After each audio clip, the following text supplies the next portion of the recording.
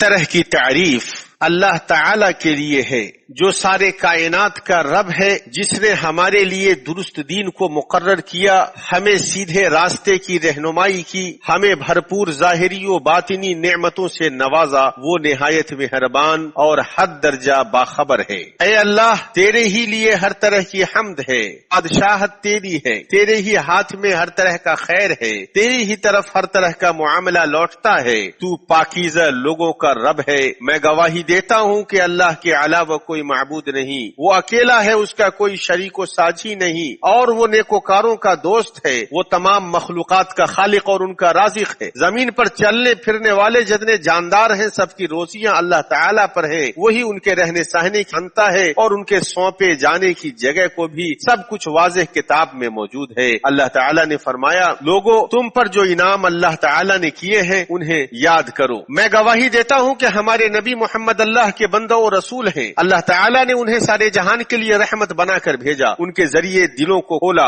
عقلوں کو روشن کیا، ان کے ذریعے اندھی آنکھوں، بہرے کانوں اور بند دلوں کو وا کیا۔ اللہ تعالیٰ سے سب سے بہتر بدلے سے نوازے، جو بدلہ وہ اپنے کسی نبی کو اس کی امت کی طرف سے عطا کرتا ہے۔ اللہ تعالیٰ ان کے پاکیزہ روشن و مبارک صحابہ کرام سے راضی ہو جائے اور ان سے جو قیامت کے دن تک حق کے ساتھ ان کی پیروی کریں۔ اللہ نے فرمایا، اے لوگو، اپنے پروردگار سے ڈرو جس نے تمہیں ایک جان سے پیدا کیا اور اسی سے اس کی بیوی کو پیدا کر کے ان دونوں سے بہت سے مرد اور عورتیں پھیلا دی۔ اس سے ڈرو، پر ایک دوسرے سے مانگتے ہو اور رشتے ناتے توڑنے سے بھی بچو، بے شک اللہ تعالیٰ تم پر نگہبان ہے، نیز ارشاد ربانی ہے۔ اے ایمان والو، اللہ تعالیٰ سے اتنا ڈرو جتنا اس سے ڈرنا چاہیے، اور دیکھو مرتے دم تک مسلمان ہی رہنا۔ اے ایمان والو، اللہ تعالیٰ سے ڈرو اور سیدھی سیدھی باتیں کیا کرو۔ اما بعد، اے لوگو، اللہ تعالیٰ کا تقوی اختیار کرو، ایسا عمل تلاش کرو جو اسے پسند ہو اور اسے راضی کرے، اپنے رب کی بخشش اور اس کی جنت کی طرف۔ مومن وہ ہے جو اللہ سے امید رکھتا ہے اور اس سے ڈرتا ہے۔ شیطان کے نقش قدم کی پیروی نہ کرو، جو اس کی پیروی کرتا ہے وہ اسے گمراہ کرتا ہے اور راہ سے بھٹکا دیتا ہے، اور اسے بے حیائی اور برے کاموں کا حکم کرتا ہے اور جہنم کے راستے کی طرف اسے لے جاتا ہے۔ اللہ کے بندو، اللہ تعالیٰ نے رمضان کے مہینوں کو اپنے بندوں کے لیے ایسا میدان بنایا ہے جس میں وہ اس کی طاعت کے ذریعے اس کی خوشنودی کی طرف سبقت کرتے ہیں۔ تو ایک جماعت نے سبقت کی اور وہ کام، اور دوسری جماعت پیچھے رہ گئی اور وہ ناکام ہوئی۔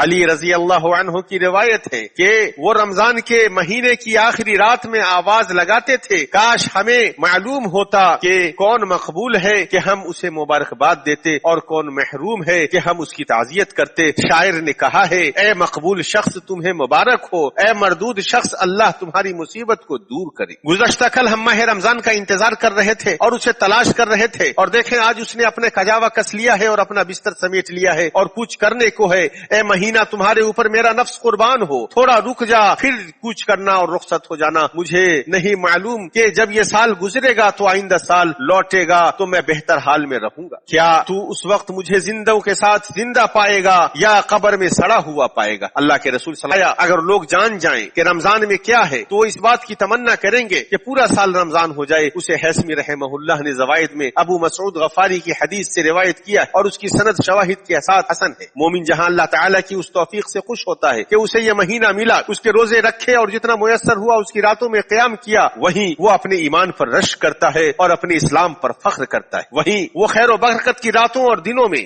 والی اپنی کوتاہی پر افسوس کرتا ہے اور اس میں جتنا خیر کا کام کیا ہے اس سے زیادہ نہیں کر سکا۔ وہ اس بات سے ڈرتا ہے کہ کہیں ایسا نہ ہو کہ وہ دوسرے رمضان کو نہ پا سکے تو مسلمان روزہ دار کی حالت و متضاد حالتوں، خوشی و غم، خوف و امید اور رشک و افسوس کے مابین ہوتی ہے۔ مسلمانوں، جب یہ مہینہ ختم ہونے کے قریب ہے اور اب صرف ایک یقینی رات بچی ہے جو آخری عشرے کی طاق راتوں میں سے ہے، اس میں رمضان کی عظیم ترین گھڑیاں ہیں جن میں خالق اپنے بندوں پر نوازے۔ اس عظیم رات میں عمل اور کوشش اس کے علاوہ دوسری راتوں کے بالمقابل 1000 مہینے کے عمل سے بہتر ہے، تو ہمیں توبہ و استغفار میں جلدی کرنی چاہیے اور زیادہ سے زیادہ توبہ کرنا چاہیے، نیک اعمال کو لازم پکڑنا چاہیے اور برے اعمال سے بچنا چاہیے۔ ابو موسیٰ اشعری رضی اللہ عنہ نے اپنی موت سے قبل سخت محنت کی تو ان سے کہا گیا اب تو آپ رک جاتے یا اپنے نفس پر کچھ نرمی کرتے، تو انہوں نے کہا جب گھوڑے کو مقابلے کے لیے چھوڑا جاتا ہے اور وہ اپنی دوڑ پھیب ہوتا ہے تو وہ اپنی ساری طاقت لگا دیتا ہے جو اس کے پاس ہوتی ہے، تو ہمیں بھی شوال کی شروع ہونے سے قبل اپنی ساری طاقت لگا دینی چاہیے،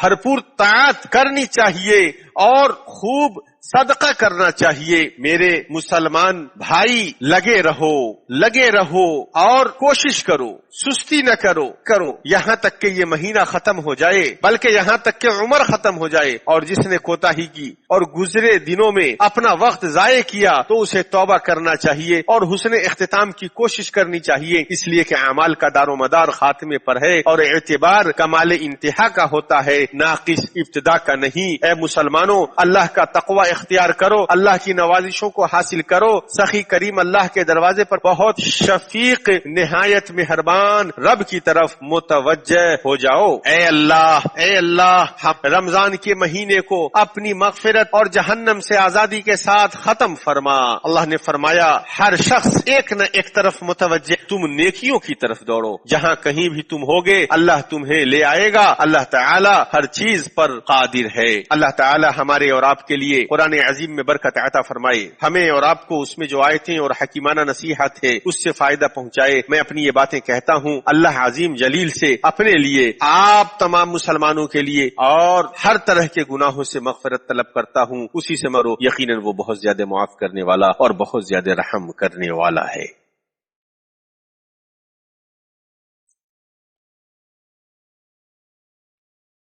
ہر طرح کی تعریف اللہ تعالی کے لیے ہے جیسا کہ اس نے حکم دیا. میں اس کا شکر اس نے شکر کرنے والوں کے لیے زیادہ دینے کا اعلان کیا ہے. میں گواہی دیتا ہوں کہ اللہ کے علاوہ کوئی معبود نہیں، وہ اکیلا ہے، اس کا کوئی شریک و ساجی نہیں. ذات باری کا انکار کرنے اور کفر کرنے والوں کو ذلیل و خوار کرنے کے لیے میں گواہی دیتا ہوں کہ ہمارے سردار و نبی محمد اس کے بندہ و رسول ہیں، جو انسانوں کے سردار اور محشر میں شفاعت کرنے والے ہیں اور جن کی شفاعت قبول کی جائے گی. اللہ تعالی کا درود و سلام نازل ہو روشن سرداروں پر، دیکھتی رہیں اور کان سنتے رہیں. اما بعد، اب جب کہ اللہ تعالیٰ نے مسلمان پر اس عظیم فریضے کو پورا کرنے کا انعام کیا ہے، مسلمان کے لیے رمضان کے مہینے کے اختتام میں جو چیز مشروع ہے وہ زکوٰۃ الفطر نکالنا ہے، اور یہ ہر مسلمان پر واجب ہے، خواہ وہ مرد ہو یا عورت، چھوٹا ہو یا بڑا، آزاد ہو یا غلام. یہ صائم کے لیے برائی و لغو سے پاکی ہے، مساکین کے لیے کھانا ہے. جس نے اسے عید کی نماز سے قبل تو وہ اس کے لیے مقبول زکوٰۃ ہے، جس نے اسے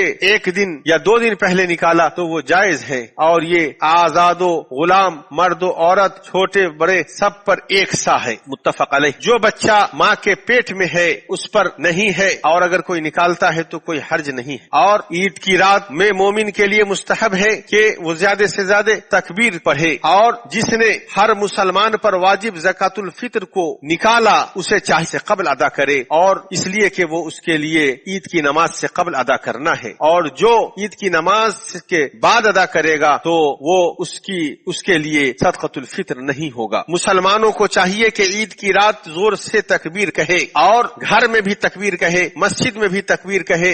اللہ اللہ اکبر، الہ الا اللہ، اللہ اکبر وللہ الحمد، اللہ اکبر و کبیرہ والحمد للہ کثیرہ وسبحان اللہ بکرۃ واسیلا، سبحان اللہ والحمد للہ ولا الہ الا اللہ واللہ اکبر. اے مسلمانوں، تقوی اختیار کرو اور اس سے ڈرو، اس کے حکم کی اطاعت کرو اور اس کی نافرمانی نہ کرو، اور جان لو کہ جو رمضان کا رب ہے وہی شوال اور تمام مہینوں کا رب ہے. یہ بات درست نہیں ہے کہ کسی وقت یا کسی جگہ میں نہ فرمانی کی جائے، اس لیے کہ اللہ تعالیٰ تمہیں دیکھ رہا ہے، تمہارے رازوں کو جان رہا ہے، اور جو تمہارے دلوں میں ہے اسے بھی جان رہا ہے. درود و سلام بھیجو خوشخبری دینے والے، ڈرانے والے روشن چراغ پر، اس لیے کہ اللہ تعالیٰ نے حکم دیا ہے. اللہ نے فرمایا اللہ تعالیٰ اور اس کے فرشتے اس نبی پر رحمت بھیجتے ہیں. اے ایمان والو، تم بھی ان پر درود بھیجو اور خوب سلام بھی بھیجتے رہا کرو. اے اللہ درود و سلام نازل فرما اپنے بندہ و رسول ہمارے نبی محمد پر. اے اللہ خلفائے راشدین ابو بکر، عمر، عثمان اور علی سے راضی ہو جا،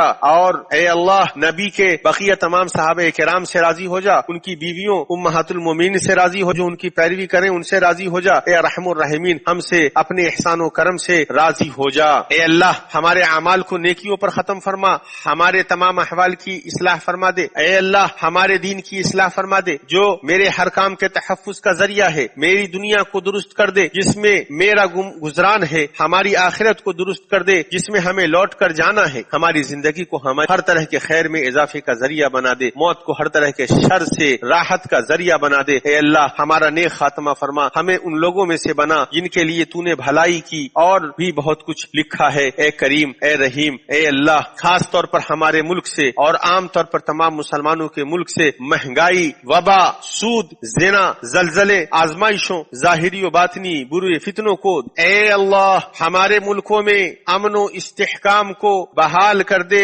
ہمارے اماموں اور سربراہان مملکت کی اصلاح فرما دے۔ اے اللہ ہمارے سربراہ مملکت خادم حرمین شریفین شاہ سلمان بن عبدالعزیز اور ان کے ولی عہد کو تائید، درستگی اور توفیق سے مخصوص اے اللہ کو اپنی تیری اطاعت کے ذریعے کو اپنے کلمہ کو فرما، ان اسلام کے لیے نصرت دونوں کے ذریعے کے کلمے کو اے رب العالمین اے اللہ تمام مسلمانوں اور عورتوں کو معاف فرما، جو ان میں سے زندہ ہیں یا مر گئے مغرور فرما دے، مسلمانوں کے بیماروں کو شفا یاب فرما دے، غم زدہ کے غموں کو دور فرما دے۔ اے اللہ تمام مسلمان مرد و عورت اور اس میں زندہ و مردہ سب کو معاف فرما، ان کے قرضوں کو دور فرما دے، مسلمانوں کے بیماروں کو شفا یاب فرما دے، ان کی مصیبتوں کو دور کر دے۔ اے اللہ تو ہی اللہ ہے، کوئی معبود نہیں ہے، تو مالدار ہے، ہم سب فقیر ہیں، ہمارے اوپر بارش نازل فرما، ہمیں نا امیدوں میں سے نہ بنا۔ اے اللہ بارش نازل فرما، اے اللہ ہمیں سیراب کر دے،